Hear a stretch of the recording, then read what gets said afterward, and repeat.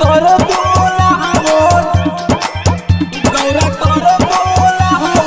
DJ विकास मटियार का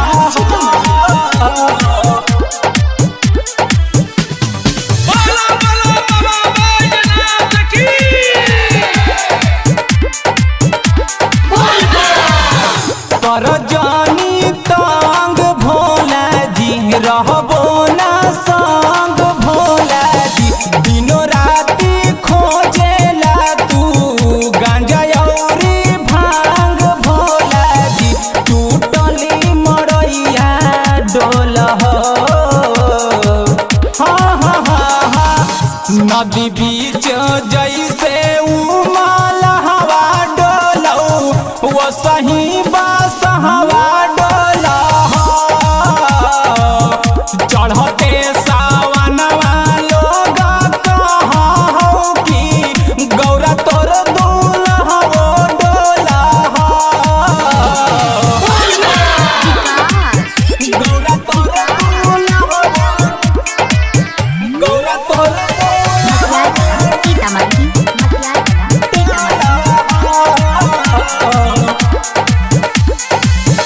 गलवा में सपावा के माला से डर लागई। रोजो रोजो भंगिया पीसा दोनों कलैया थाकई।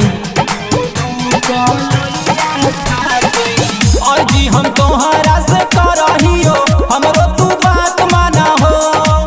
भांग धतूरवा के छोड़ी भोला गौरा के साथ चला हो। नसवा में नगवो डोल हो, हाँ हाँ हाँ हाँ। नदी बीच जैसे उमल हवा डोलौ वो सही बस हवा डोला हो। चढ़ते सावनवा लोग कहाँ हो कि गौरा तोर दुल्हा हो डोला हो।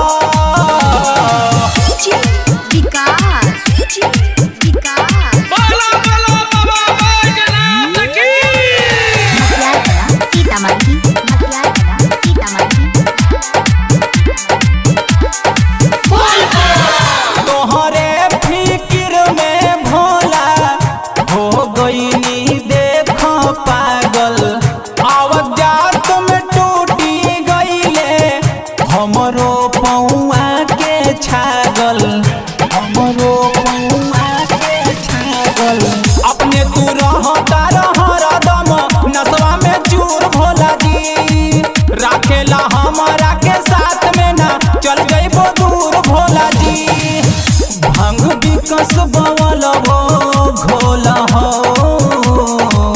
हाँ हाँ हाँ हाँ। नदी बीच जैसे उमल हवा डोलौ वो सही बस हवा डोला हो।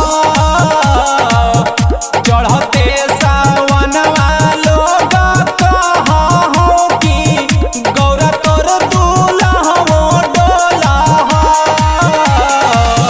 कर जानी तंग भोला जी रहबो ना संग भोला जी। दिनों राती खोजेला तू गांजा औरी भांग भोला जी। टूटली मड़ैया डोल हो, हाँ हाँ हाँ हाँ।